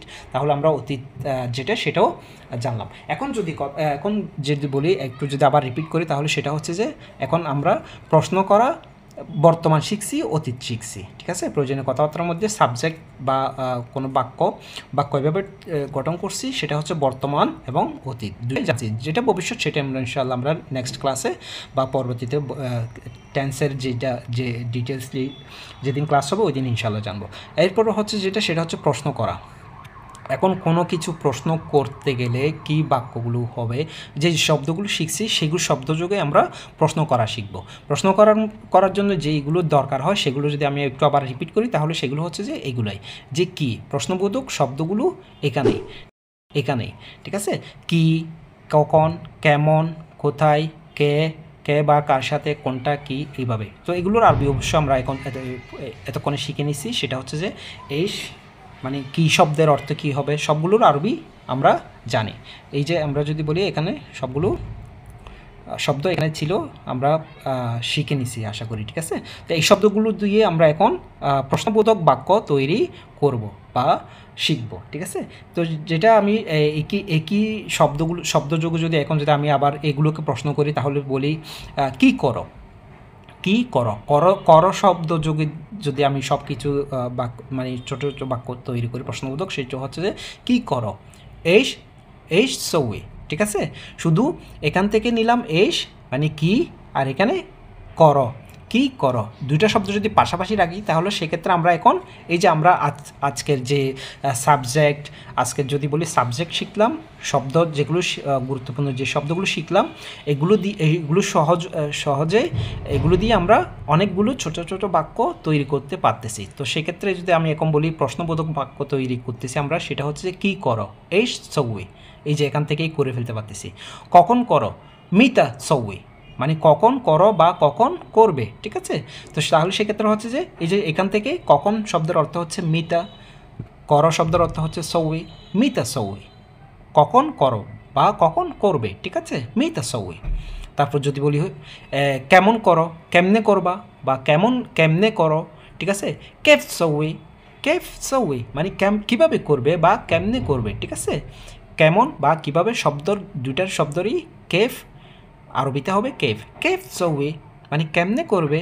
আবার যদি বলি কীভাবে যাবে, কোথায় যাবে, ঠিক আছে। এখন যদি কোথায় করো, ঠিক আছে, কোথায় যদি বলি মানে তুমি কাজটা কোথায় করো বা তুমি কোথায় যাও, এইভাবে যদি প্রশ্ন করি তখন হবে যে সেই ক্ষেত্রে হবে কোথায় শব্দ যেটা সেটা হচ্ছে যে ওয়েন অথবা ফেন দিয়ে আমরা প্রশ্ন করব, ঠিক আছে। যে প্রশ্নটা করার দরকার সেই প্রশ্নটাই করবো। এখন যদি কে যোগ করি মিন সৌয়ে মানে কে করবে, ঠিক আছে, মিন সৌয়ে মানে কাজটা কে করবে, ঠিক আছে, মিন সৌয়ে। এখন যদি বলি আবার কার সাথে, এই সব মামিন সৌয়ে মানে তুমি যে কাজটা করবে ওখানে তো একের অধিক লোক লাগবে, তাহলে কার সাথে কাজটা করবা, ঠিক আছে, মামিন সৌয়ে। এই ধরনের যদি কোনো প্রশ্ন আসে তখন এইভাবেই বলতে হবে। আর কোনটা করবে মানে অনেকগুলো কাজ থাকতে পারে, তাহলে তুমি কাজ কোনটা করবা, আইয়াত সৌয়ে মানে কোনটা করবা, মানে কয়েকটা কাজ যদি তোমার সামনে থাকে তাহলে হয়তো বা বন্টন করতে হবে, কাজগুলো আমি করব, সে করবে, ও করবে, তাহলে তুমি কোনটা করবা, আইয়াত সৌয়ে। এখন যদি সাবজেক্ট সাথে লাগাই তাহলে তোমাকে উদ্দেশ্য করে বলতেছি ইনতা আইয়াত সৌয়ে মানে তুমি কোনটা করবা, ইনতা তুমি, আইয়া মানে কোনটা বা কোনটি, ঠিক আছে, ইনতা আইয়াত সৌয়ে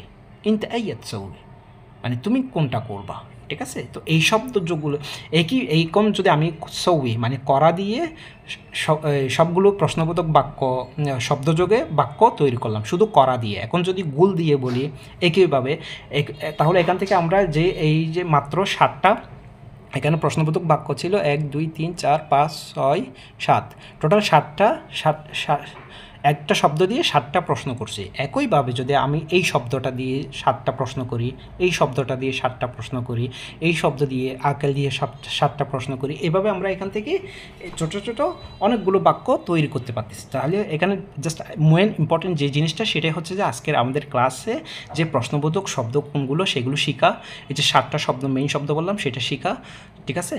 শব্দ তো আরও অধিক আছে, তো ইনশাল্লাহ আমরা সামনে স্টেপ বাই স্টেপ অনেকগুলো শিখব। আর হচ্ছে যে এগুলো দিয়ে ছোটো ছোটো বাক্য তৈরি করা, এবং সেগুলো বর্তমান কাল নিয়ে বললে আমি আমি আমি যোগে বাক্য যখন গঠন করব তখন কি হবে, তুমি যোগে যখন বাক্য গঠন করা হবে তখন কি হবে। এভাবে আজকে হয়তো বা আমরা এখান থেকে 100-র উপরে এখন বাক্য শিখে যাচ্ছি বা শিখে নিয়েছি, ঠিক আছে, শিখতেছি, এখন স্টেপে আছে বা শিখে নিচ্ছি। অনেকে হয়তো বা এটাও বলতে পারেন যে আমি তো অলরেডি সবগুলোই পারতেছি, তাহলে হয়তো বা আপনার সামনে দেখা যাবে যে 100-র অধিক ছোটো ছোটো বাক্য আপনি অলরেডি শিখে গেছেন, ঠিক আছে। তাহলে সেই এখন আমাদের যদি আবার সামারিটা দেখি, সেই ক্ষেত্রে প্রশ্ন করা যেটা সেটাও শিখলাম, ঠিক আছে। তো এখন মোটামুটিভাবে প্রথম থেকে শুরু করে আমরা এই প্রশ্ন করা পর্যন্ত শিখলাম। এখন নাবোধক কথাবার্তা যেটা সেটা হচ্ছে যে আমাদের মোটামুটিভাবে লাস্ট স্টেপ বলা চলে। তো নাবোধক বলতে এতক্ষণ আমরা শিখছি সবগুলো হাবোধক শব্দ বা হাবোধক বাক্য হিসেবে শিখছি, ঠিক আছে। তো এখন যেটা করবো সেটা হচ্ছে যে শুধু আমি যদি বলি নেগেটিভ সেন্টেন্স, মানে এখন পজিটিভ সেন্টেন্স যেগুলো হাবোধক যেগুলো শিখছি সেগুলোকে শুধু না বলবো, ঠিক আছে। মানে আমি করি, এখন যদি আমি বলি আমি করি না, হয়ে গেল নেগেটিভ, মানে আমি করি না, তুমি করো না, তুমি যাও না, তুমি খাও না, অথবা আমি খাই না, সে খাই না, তাহারা খাই না, ইহা করো না, ঠিক আছে। শুধু না শব্দটা যোগ করলে কিন্তু আমরা নাবোধক বাক্য পেয়ে যাচ্ছি। তাহলে নাবোধক বলার জন্য আমাদের 2টা জিনিস মনে রাখতে হবে আরবিতে, সেটা হচ্ছে যে না শব্দের অর্থটা কি। না শব্দের অর্থ হচ্ছে যে লা, আবার না শব্দের অর্থ মা এখানে। আচ্ছা, কিছুক্ষণ আগে কিন্তু আমি এখানে একটা জিনিস শিখেছি, সেটা হচ্ছে যে মামিন, ঠিক আছে। মামিন যেটা সেটা হচ্ছে যে মা যখন হবে তখন হবে যে কার, আইন যখন পাশে চলে আসবে তখন হবে, ঠিক আছে, এটা হবে, এই শব্দটা হবে কার। মা তো কার সাথে, মামিন কার সাথে। আর যদি শুধু মা বলি আইন হবে না, শুধু মিম আলিফ মিম আলিফ যদি হয় মানে মা শব্দের অর্থ হচ্ছে যে না, ঠিক আছে। এটাও মনে রাখতে হবে, মা শব্দের অর্থ যেমন না, লা শব্দের অর্থ না। এখন কোনটা কখন হবে বা কোনটা কখন ব্যবহার করব সেগুলো যখন আমরা কনভারসেশন করব, কথোপকথন করব, আস্তে আস্তে বা ডে বাই ডে অনেকগুলো কনভারসেশন হবে, তখন আপনি বুঝে যাবো যে কখন মা হবে কখন লা হবে, ঠিক আছে। এই 2 শব্দ যোগে আমরা সবগুলো বাক্যকে মোটামুটিভাবে এখন নেগেটিভ সেন্টেন্স বানাতে পারি। তাহলে সেক্ষেত্রে হচ্ছে এখন যদি আমি ওইভাবে যদি আগের মতোই ফিরে আসি ওই শব্দযোগে আমি করি, এখন করির পরে যদি এখন না শব্দটা যোগ করে দিই, আমি করি না, আমি বলি না, আমি যাই না, আমি খাই না, ঠিক আছে। আচ্ছা, এখানেও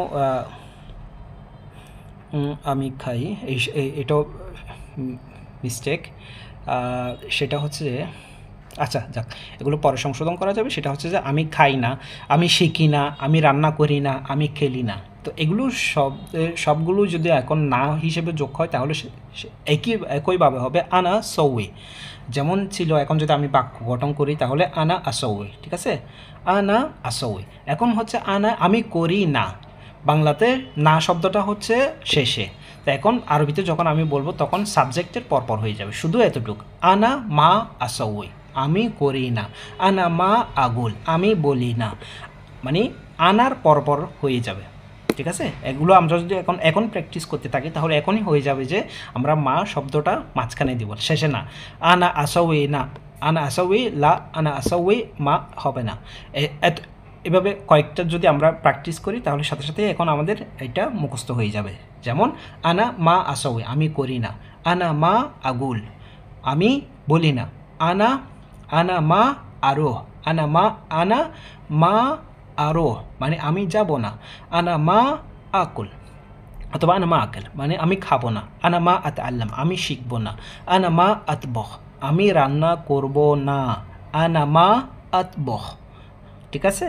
এগুলো ছোটো ছোটো বাক্য যখন এখন আমরা শিখতেছি এগুলোকে আবার কীভাবে পাশাপাশি আরও শব্দ এনে বড় বড় করা যাবে সেগুলো আমরা পরবর্তীতে লেসনগুলোতে শিখব। যেমন আনা মা আতবহ আবাদান, মানে আমি কখনও রান্না করব না, এরকম যদি কখনো কোনো সময় বলতে হয় তখন বলবো যে আনা মা আতবহ আবাদান, মানে আমি কখনোই রান্না করব না। এই ধরনের অনেকগুলো শব্দ আমরা শিখব পাশাপাশি রাখলে তখন দেখা যাবে কি ছোটো ছোটো বাক্য থেকে আমরা অনেক বড় বড় সেন্টেন্স তৈরি করতে পারবো। এখন একই নাবোধক শব্দগুলো দিয়ে যদি এখন তুমি শব্দ যোগ যদি তৈরি করতে বলি তাহলে হয়তো বা আপনারা অবশ্যই পারবেন। সেটা হচ্ছে একদম খুব সহজ, যেভাবে আমি বললাম আমি করি না, আনামা আসউই। তো এখন যদি বলি তুমি করো না, ইনটা ইনটা লা অথবা মা কোনটা হবে? ইনতা লা সউই হবে, ইনতা মা সউই তাও হবে, ঠিক আছে। তবে মানে বেশি যেটা সেটা হচ্ছে যে মা শব্দটা বেশি ব্যবহৃত হয়। তাহলে আনা মা সউই, ইনতা মা ইনতা মা সউই, মানে তুমি করো না, ইনতা মা সউই, ইনতা মা গুল, ইনতা মা তুগুল, ঠিক আছে। ওই একইভাবে আগের মতোই ইনতা انت ما تسوي انت ما تقول انت ما تروح, মানে এখানে ওই যে ইনটা শব্দের সাথে তগুলো যুক্ত হবে। ইনতা মা তসউই, তাহলে কী হবে? ইনতা মা তুগুল, ইনতা মা তুরুহ, ইনতা মা তাকুল, ইনতা মা তাতাআল্লাম, ইনতা মা তাতবাখ, এভাবেই শব্দগুলো তুমি দিয়ে হবে, ঠিক আছে। তাহলে আমরা নাবোধক যে শব্দগুলো গঠন করতে হয় সেটাও শিখলাম।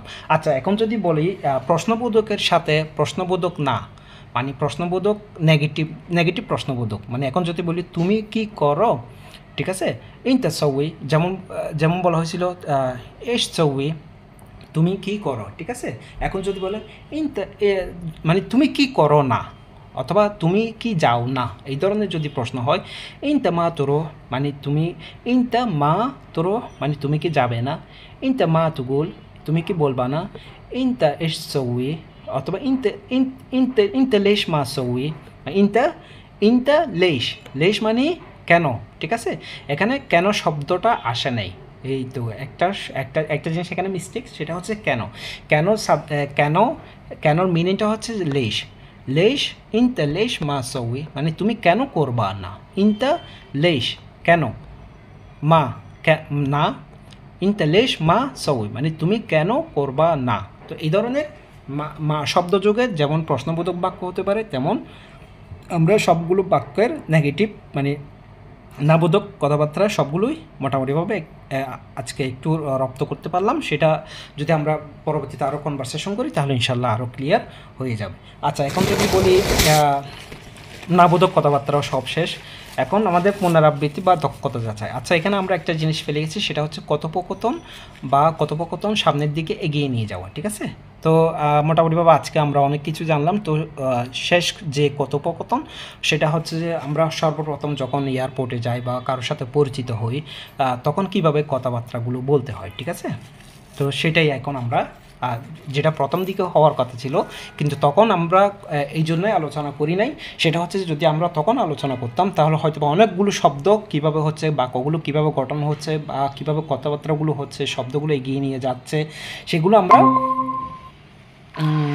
বুঝতাম না। সেজন্যই এই জিনিসটাকে আমরা সর্বশেষ রাখছি, যাতে এখন আমরা সেন্টেন্সগুলো কথোপকথনটার সাথে সাথে বুঝতে পারি। আচ্ছা, যদি এখন বলি কথোপকথনগুলো যদি আমরা দুইজনের মধ্যে শুরু করি তাহলে সেটা হচ্ছে যে এই হবে, ঠিক আছে। প্রথমজন যদি কেউ বলে হ্যালো, এটার প্রতি উত্তরে এটার আরবি যেটা সেটা তো আমাদের অবশ্যই জানা আছে, মারহাবা, কারণ হচ্ছে আমরা প্রথম দিকেই এটা শিখছিলাম, যেটা সম্বোধন বা সম্ভাষণে প্রথম দিকেই থাকতে। আচ্ছা, মেবি কেউ মাইক্রোফোন অন করছে, কেউ কি কিছু বলবেন?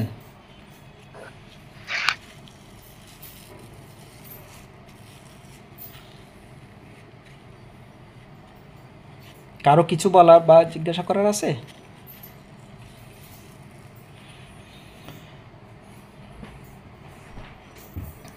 আচ্ছা, আমরা আবার কথোপকথনে ফিরে আসি। সেটা হচ্ছে যে আমরা কথোপকথনটাকে এখানে তিনটা জিনিস পাশাপাশি রাখছি। সেটা হচ্ছে যে সংযুক্তি বা সংযোজন, মানে কোনো বাক্যের সাথে যদি কোনো সংযোজন থাকে বা এটাকে যদি আরও কোনো ভিন্নভাবে বলা যায়, এই ধরনের কিছু হতে পারে। তো ঠিক আছে, তো এখন যদি আমি বলি মারহাবা, কেউ যদি বলে হ্যাঁ, এখন আমরা সরাসরি আরবি কলাম যেটা সেটাই পড়ি, ঠিক আছে। কারণ হচ্ছে এতক্ষণ আমরা অনেক কিছুই জানছি। মারহাবা হাই, মারহাবা মারহাবাতেন, মানে এটার প্রতি উত্তর হবে মারহাবা বা মারহাবাতেন, ঠিক আছে। এরপরে সালাম দিল, কেউ একজন সালাম দিল, সালামের প্রতি উত্তরে সালামের প্রতি উত্তরে ওয়ালাইকুম আসসালাম বলল, ঠিক আছে। আচ্ছা, এখন যদি কেউ বলে মারহাবা, মারহাবার সাথে সাথে ওই যে বললাম শুভ সকাল, শুভ দুপুর, শুভ এই যে এগুলো শব্দগুলোকে কি সাবাহ আল খায়ের, মাসাহ আল খায়ের, এই শব্দগুলো সংযোজন এখানেই করা আছে। আচ্ছা, এই ইমেজগুলো বা পিডিএফগুলো যখন আমরা আপনাদেরকে দিব তখন আপনারা সহজে বুঝতে পারবেন যে কথোপকথনের সাথে সংযুক্তি বা এই যে এতক্ষণের আমাদের আলোচনা বা কনভারসেশনগুলো কীভাবে হয়েছে বা হবে, বা এগুলো আপনাদের আরও পরিপক্ক হবে যখন আপনারা পিডিএফটা পেয়ে যাবেন, ঠিক আছে। এরপর যখন সালামের প্রতি উত্তরে, তারপর যদি এখন কথাবার্তা যদি পরিচিত বা পরিচিত শুরু করা বা কে কেমন আছে নাই জিজ্ঞেস করে কেফ হালেক ইনতা, মানে এখন বলতেছে তুমি কেমন আছো। এই যে শব্দগুলোর প্রত্যেকটার মানে কি আমরা কি এখন বুঝতেছি? এই যে এতক্ষণ আমরা কথা বললাম এখানে কিন্তু সবগুলো শব্দ উঠে আসছে। কেফ কেমন, হালেক মানে তোমার অবস্থা বা তুমি কেমন, কেফ হালেক ইনতা মানে তুমি কেমন আছো। এর প্রতি উত্তর অবশ্যই আলহামদুলিল্লাহ, মানে আলহামদুলিল্লাহ মুসলমান হিসেবে সবাই তো প্রথমে আলহামদুলিল্লাহ বলবে, আর যদি নাও বলে তাহলে সেক্ষেত্রে কোনো অসুবিধা নেই। যদি মুসলমান হয় অবশ্যই কর্তব্য যে আলহামদুলিল্লাহ বলে এটা রিপিট দেয়া, ঠিক আছে। কেফ হালেক ইনতা আলহামদুলিল্লাহ আনা তাইয়িব, মানে আমি তাইয়িব শব্দের অর্থ হচ্ছে এখানে এই যে আমরা এখন নতুন নতুন শব্দ পাচ্ছি। এখন যদি আমরা আজকে থেকে নতুন লেসন, নতুন ক্লাস শুরু করছি মনে করি, একদম যারা নতুন বা বিগিনার তাদের জন্য এখন নতুন নতুন শব্দ আবিষ্কার হচ্ছে বা জানতেছি। তাহলে আজকেও আমরা অনেকগুলো শব্দের সাথে পরিচিতি হয়েছি, এখন আরও নতুন নতুন শব্দ যেগুলো সেগুলো আমরা শিখবো, জানবো, নোট করে রাখবো এবং বেশি বেশি চর্চা করব। তাহলে সেক্ষেত্রে হচ্ছে যে আলহামদুলিল্লাহ আনা তাইয়িব মানে আমি ভালো আছি, আমি তাইয়িব মানে এই যে সংযুক্তিতে আমি লিখে রাখছি তাইয়িব শব্দের অর্থ হচ্ছে তাইয়িব বলা যায়, আনা বেখায়ের বলা যায়, আনা খায়ের বলা যায়, আনা তামাম বলা যায়, যেটাই বলুক না কেন সবগুলো শব্দের অর্থই হচ্ছে ভালো, আমি ভালো আছি, ভালো থাকা বা ভালো আছে, আনা তাইয়িব।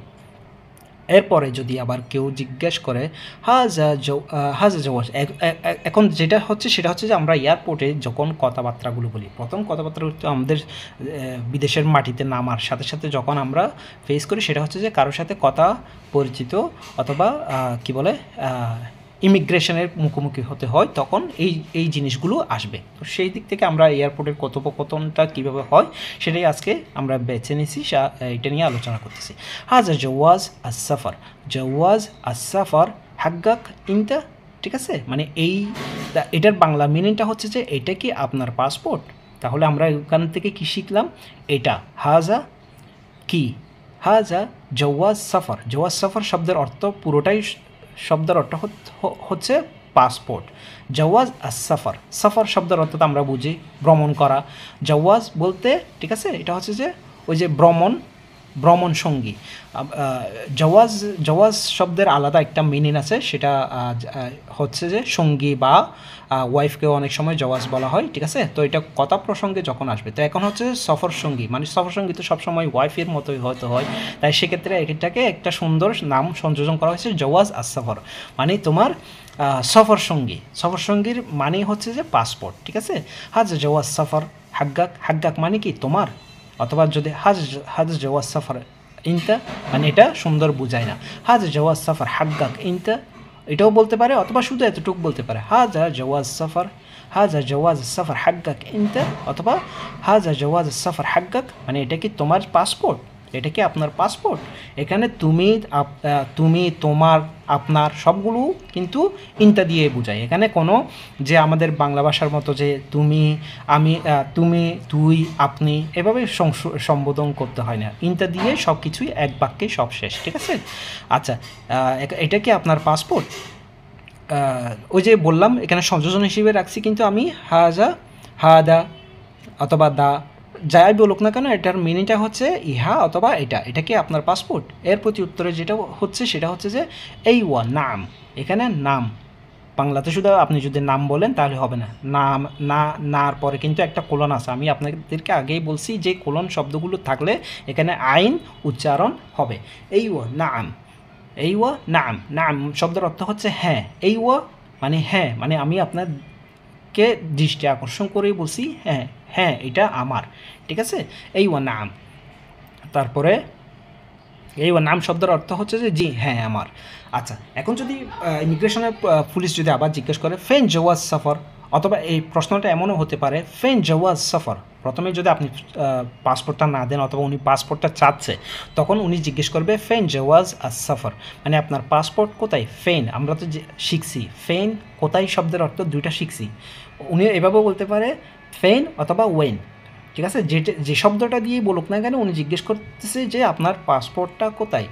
এটা যদি এভাবে হয় ফেন জওয়াজ সফর, অথবা আরেকটা শব্দ যেটা শিখছি সেটা হচ্ছে যে ওয়েন, ওয়েন জওয়াজ সফর, মানে তোমার পাসপোর্টটা কোথায়, ঠিক আছে। তো এখন আপনার হাতে থাকতে পারে অথবা আপনার সাথে থাকতে পারে অথবা আপনার পকেটে থাকতে পারে, যেখানে থাকুক না কেন আপনি ওইটা নিয়ে সাথে সাথে যখন দিবেন ফদ্দল, ঠিক আছে, এই তো অথবা এই নিন। ফদ্দল মানে কি, এটা সুন্দর একটা সম্বোধন করে, মানে সম্মানের সাথে বলে ফদ্দল, জনাব এই নিন অথবা জনাব এটা এটা এই নিন, অথবা মানে কোনো কিছু যখন আগ বাড়িয়ে দেওয়া হয়, ঠিক আছে, তখন এটা ফদ্দল দিয়ে বলা হয়। এই যে আমি সংযুক্তি হিসেবে এখানে লিখে রাখছি, সেটা হচ্ছে যে আদেশ বা অনুমতি দেওয়ার জন্য ব্যবহৃত হয়, ঠিক আছে।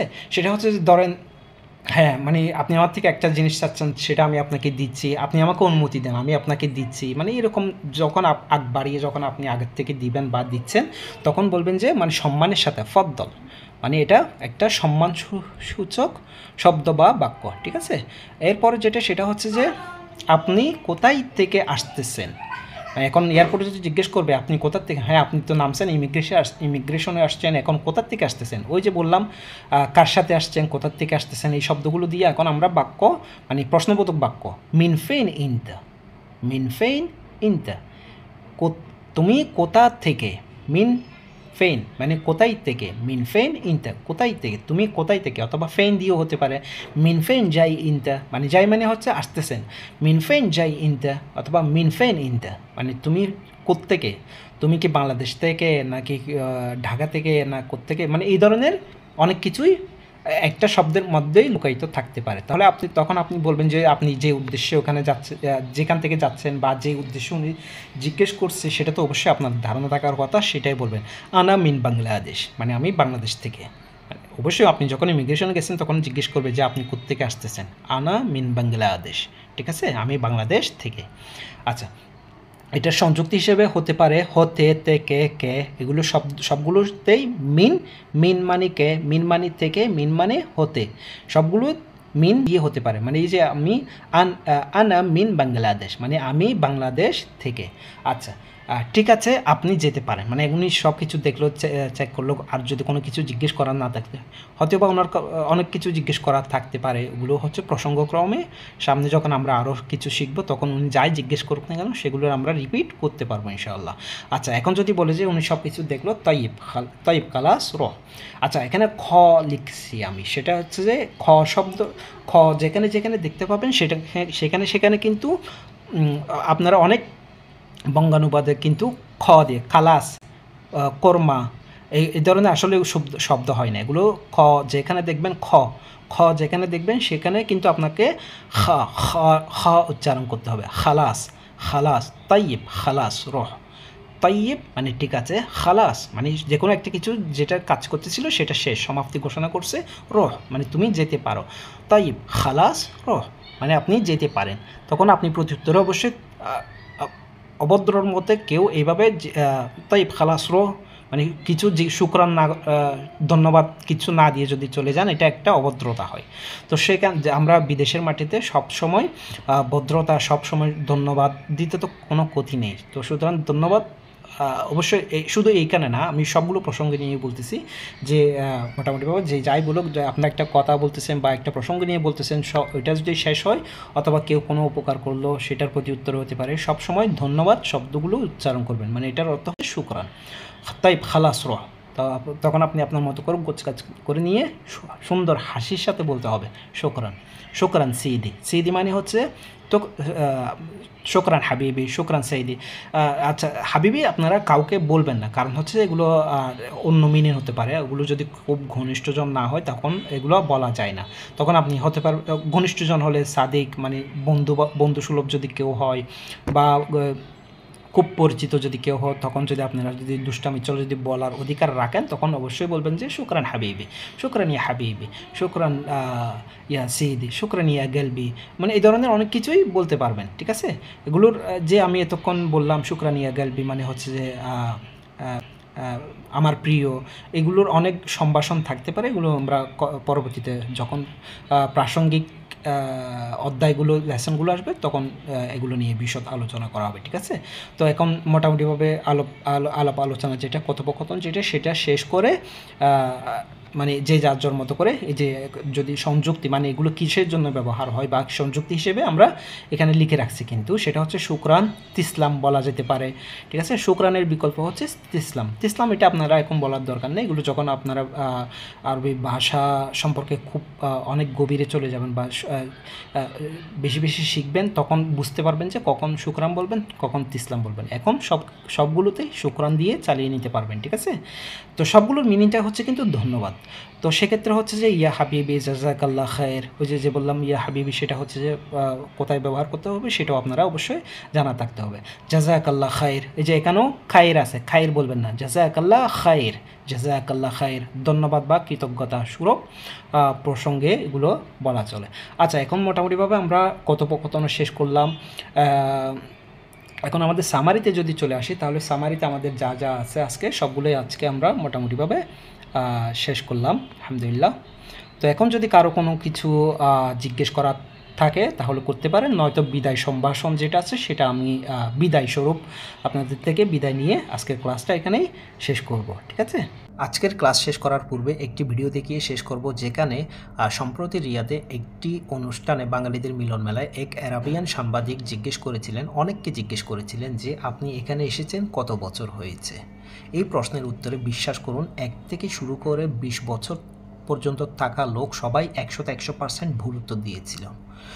ভুল উত্তরটি কেন দিয়েছিলেন? হয়তো বা আরবি শেখার মতো, আরবি জানার মতো পরিবেশটা ওনার অনুকূলে ছিল না, কিন্তু আজকের এই দিনে যে এই পরিবেশটা আপনার অনুকূলে নাই সেটা নয়।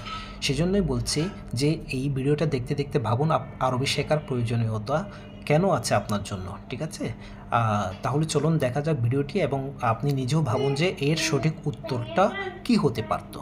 ওকে, আসসালাম।